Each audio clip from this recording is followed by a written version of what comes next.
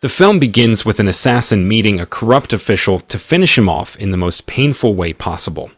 Although the official tries to plead for mercy, the assassin still draws his spear and ruthlessly stabs him.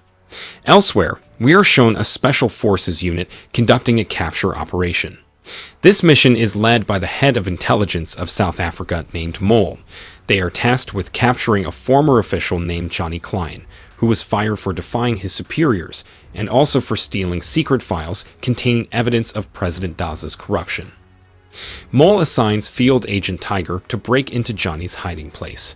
When Tiger suspects someone, a fierce fight breaks out, and after Tiger eliminates the suspicious individual, Tiger contacts Mole and informs him that the suspect is not Johnny, while Johnny has vanished without a trace. Upon hearing this, Mole is very angry because his mission did not go according to plan. He orders Beth and Naledi to locate Johnny. Then Mole visits Daza's house and reports that his men have not found Johnny yet. Daza is very disappointed with Mole's performance and wants Johnny to be arrested immediately and the files Johnny possesses to be destroyed. Meanwhile, we are introduced to the main character of the film, Zuko, a brutal assassin who now wants to retire and live happily with Malaim, his fiancée. Malaim is a widow who already has a son named Paka. Although only an adopted child, Zuko already considers him as his own son. Shortly afterward, someone visits Zuko's house, and it turns out to be Johnny. It turns out Zuko and Johnny are members of an underground organization known as the Hunters. In short, the Hunters organization aims to hunt down and eliminate corrupt officials. Johnny wants to invite, or more like ask for Zuko's help in getting rid of Daza, who is becoming more corrupt. He is also afraid that Daza will be re-elected in the upcoming elections. However, Zuko has decided to retire and wants to repent completely. Moreover, Zuko is still traumatized by his last murder witnessed by the target's child. Since then, Zuko refuses to kill again. After Johnny leaves, Malaim approaches him and asks about the visitor. Not wanting to worry Malaim, Zuko says that the person was just a gambling agent, and because he was not interested in joining, he immediately drove him away. The next day, Johnny contacts a journalist and says he has important information about Daza's wrongdoing. Meanwhile, Zuko is taking Paka to school. Actually, Paka is lazy to study and prefers gardening. In fact, Paka aspires to be the most successful gardener in Africa. Nevertheless, Zuko encourages Paka to study diligently because school is important to avoid being easily deceived as an adult. After that, Zuko accompanies Malaim to the market because she has a clothing store to manage. Meanwhile, Zuko works as a salesperson at a motorcycle dealership, and lately Zuko and Malaim have been diligent in earning money for their wedding fund. Moreover, the cost of the wedding is getting higher, and they risk being criticized by neighbors if they don't hold a celebration. On the other hand, Beth has successfully located Johnny's whereabouts, and without delay begins to send troops to capture Johnny. However, Johnny already knows that he is being followed. As a result, he immediately leaves before his location is surrounded. Johnny visits Zuko at his workplace and informs Zuko about Mole, who is watching him. Upon hearing this, Zuko immediately drives Johnny away because he doesn't want to get involved in trouble. However, Johnny really needs Zuko's help, especially since Johnny is old and suffering from cancer, which prevents him from fighting anymore. Johnny pleads with Zuko to continue Johnny's mission. Before leaving, Johnny puts a key into Zuko's jacket pocket and tells Zuko to retrieve a bag from the airport locker. Inside is a map indicating the location of a flash drive. In essence, he asks Zuko to retrieve the flash drive containing evidence of Daza's corruption. After that, Zuko must hand over the files to a journalist to spread its contents. Mole, suspicious of the relationship between Johnny and Zuko, immediately orders his men to monitor both of them. In short, Johnny goes to an abandoned bridge, and shortly after, Tiger arrives there and asks Johnny to surrender. However, Johnny chooses to commit suicide instead. After his target is dead, Tiger and his team search Johnny's car and clothes, but they don't find the flash drive being sought by Mole, which of course infuriates him. On the other hand, Zuko finally decides to come out of retirement and continue Johnny's mission. Before taking action, Zuko contacts Malaim to bid farewell. Here, Malign doesn't yet know that Zuko is an assassin, but she appears very worried because Zuko says he is going to do something very dangerous. Then Zuko goes to the airport and retrieves the bag mentioned by Johnny, but unfortunately, Mole has sent 2 people to capture Zuko. Whether he likes it or not, Zuko is forced to kill ruthlessly. And of course, the agents did not expect that Zuko is a very strong man. As a result, Mole's side immediately deploys more troops, but luckily, Zuko manages to escape by getting into a car. In a different location, we are introduced to Mike, who is a senior journalist. Upon waking up, Mike receives a voice message from Johnny, essentially asking him to seek revenge on Daza, because it turns out Daza had ruined Johnny's career as a journalist. Initially, Mike ignores the message from Johnny and considers it a scam. But that night, Mike watches the news reporting Johnny's death. Additionally, Mike learns that Johnny was a fugitive who stole government secrets.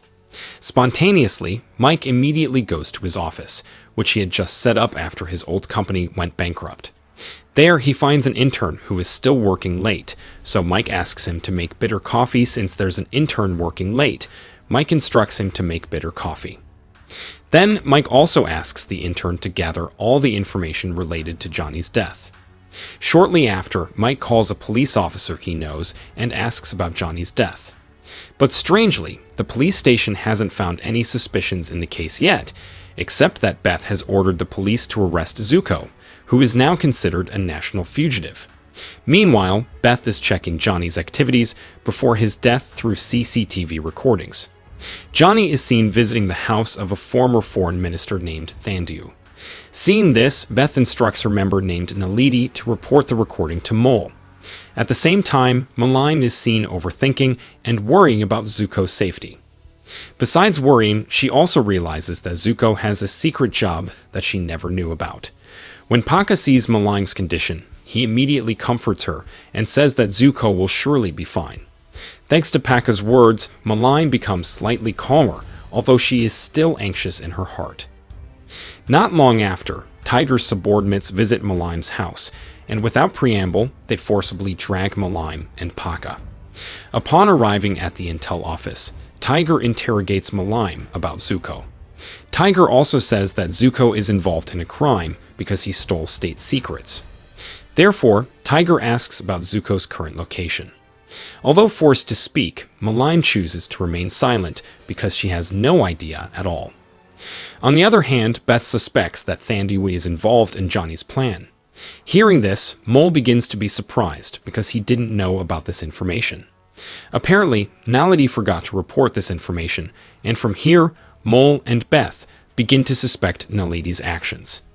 However, afterward, Mole visits Daza's house, and unexpectedly, Daza had just finished bathing and walked towards Mole without any clothes on.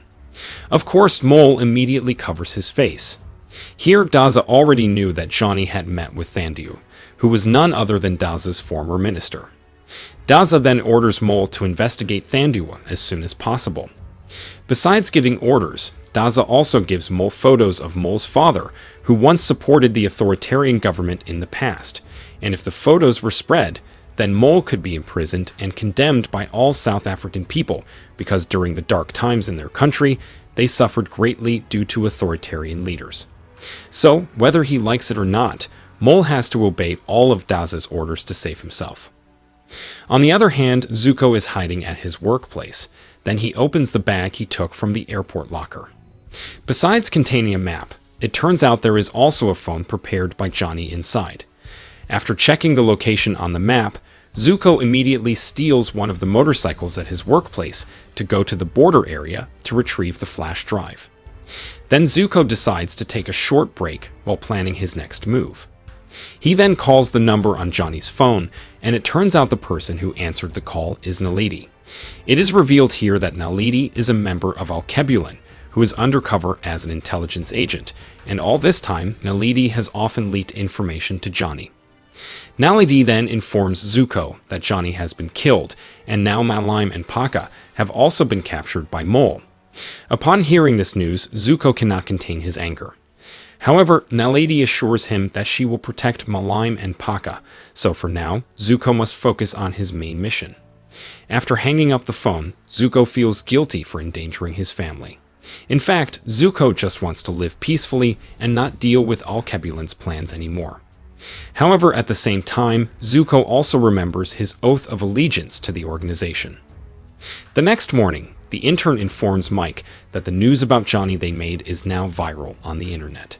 From here, Mike is very confident that his media company will be successful again. Besides that reason, he also hates Daza, who destroyed his career.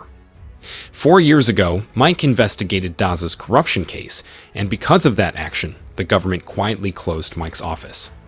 On the other hand, Beth has successfully tracked Zuko's escape route, and without hesitation, Mole orders the police to spread the information as widely as possible that there is a dangerous criminal on the loose.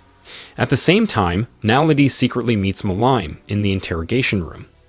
Naledi then tells her that she is a good friend of Zuko's and will help him escape. However, for now, Naledi asks Malime to stay calm and wait for the right moment to escape. Unfortunately, Naledi's disguise is uncovered by Mole's henchmen, and unwillingly, Naledi has to be neutralized right away. At the same time, Zuko is stopping at a gas station to refuel. Here, the gas station attendant says that the police are looking for a dangerous fugitive who looks similar to Zuko. Moreover, the police have also blocked the main road that Zuko passed. Hearing the explanation from the attendant, Zuko expresses his thanks, but unbeknownst to him, a woman secretly reports Zuko to the police in hopes of getting a reward for informing Zuko's location. Thanks to the woman's report, Tiger immediately intercepts the road Zuko is about to take. However, instead of turning back, Zuko continues to accelerate towards Tiger's forces. Seeing Zuko fleeing, Tiger and his team do not stay idle. From inside the helicopter, Tiger continues to shoot at Zuko relentlessly, but while riding his motorcycle, Zuko manages to dodge all the shots. When he finds an opening, Zuko immediately destroys Tiger's helicopter. After that, Zuko hides his bike in the bushes.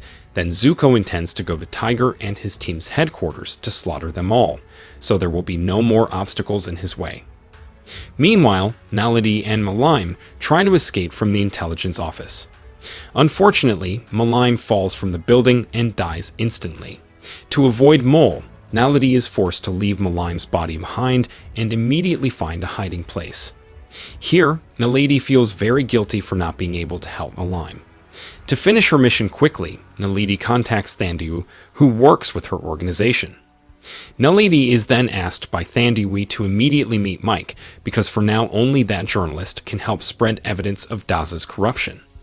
In another place, Mole orders his assistant to bring Pakka. Mole's plan is to turn Pakka into a hostage to threaten Zuko when he is brought by the intelligence. Pakka finally learns that Malime has died, and of course, Pakka cannot contain his sadness. On the other hand, Mike and his intern went to the scene of Malime's death to investigate her death, and there Mike met his friend who is a police officer. According to the forensic report, the police officer said that Malime was a detainee of the intelligence agency, and while they were talking, Mike suddenly received a call from Naledi, who wanted to meet him. Then Naledi and Mike met at a restaurant and discussed the evidence of Daza's corruption that would soon be taken by Zuko. Meanwhile, Mole met Thandiwe at her house. Mole threatened to expose Thandiwe's illegal business if she did not tell him why Zuko went to the border area. However, Thandiwe refused to disclose any information. Thandiwe also denied having any illegal business as mentioned by Mole. Moreover, Thandiwe admitted that she was one of the founders of the Alkebulan organization, whose main goal is to eradicate corrupt officials so that South Africa can become a prosperous country. Here, Thandiwe also mentioned the crimes committed by Mole's father, which naturally made Mole angry to the point where he lost control and recklessly killed Thandiwe. Elsewhere, Zuko secretly infiltrated Tiger's headquarters and immediately slaughtered his troops one by one. After eliminating all the soldiers, Zuko aimed his gun at Tiger, and a fight broke out. Although initially overwhelmed, Zuko eventually managed to incapacitate Tiger. Then, without wasting any more time, Zuko forced Tiger's men to take him to the border area using a helicopter. Meanwhile, Mole received a report that Zuko had attacked Tiger's headquarters and that he would soon retrieve the flash drive. Mole instructed his men to hide Pakka. When the time comes, Paka will be used to threaten Zuko. On the other hand, Zuko successfully landed in the border area, which turned out to be the headquarters of Alkebulan. However, the injuries Zuko sustained while fighting Tiger caused him to faint. Fortunately, there were members of the Alkebulan organization who helped him.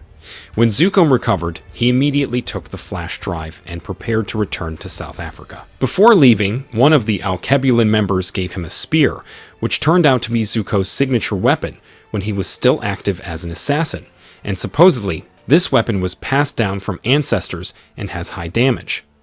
Long story short, Zuko hurried to the capital to hand over the flash drive to Mike. However, on the way, Zuko received a call from Mole. Mole said that Malaim had died and Paka was in danger. If Zuko wanted to save Paka, he had to hand over the flash drive. Upon hearing this bad news, Zuko's mind and emotions were difficult to control. Meanwhile, Tiger warned Mole to be careful, because Zuko would surely seek revenge. Actually, Mole was also scared, but he had no other choice. The next morning, Zuko called Mike and asked him to meet there. Zuko said he would give him the flash drive as long as Mike was willing to help him find Paka. Without hesitation, Mike agreed to help Zuko find Paka. Mike then took Zuko to where Naledi was also present. Immediately, Naledi apologized for Malaim's death, but Zuko said that the incident was not Naledi's fault. Next, they opened the contents of the flash drive and, as Johnny had said, all the files inside were evidence of Daza's crimes, ranging from corruption, misuse of intelligence, to Daza's video scandals. Through the flash drive, they also found out Daza's address hidden in a remote location. According to Naledi, there was a possibility that Paka was also being held there. As a result, Zuko sneaked in quietly while eliminating all the guards. Upon entering the house, Zuko immediately pointed his spear at Daza's neck and asked about Paka's whereabouts. However, Daza refused to tell Zuko where Paka was. Instead, Daza threatened to kill Zuko because his men were on their way. Zuko then said that someone like Daza was not worthy of being president, especially since, during his tenure, Daza had always stolen state funds to live luxuriously. Unfortunately, when Zuko was about to kill Daza, Tiger and his team arrived at the scene. Eventually, Zuko resumed the fight. After fighting for quite some time, Zuko took his spear and was about to finish off Tiger. But at the same time, Mole arrived with Paka. He threatened to kill Paka if Zuko did not hand over the flash drive. Fortunately, Paka was agile enough to break free. On the other hand, Daza ordered Mole to shoot Zuko, but Mole was already very angry with Daza, because Daza always acted arbitrarily. As a result, Mole shot Daza without hesitation. Fortunately, Naledi arrived just in time and managed to shoot Mole, because if not, Mole would lose control and kill everyone there. Before leaving, Naledi pointed the gun at Tiger, but Zuko asked Naledi not to kill Tiger because he was just following Daza's orders. The next day, Mike published news exposing all of Daza's crimes. As a result, many government officials were arrested for aiding Daza in corruption. Meanwhile, Zuko took Paka back to his hometown and decided to start a new life there. And the film ends.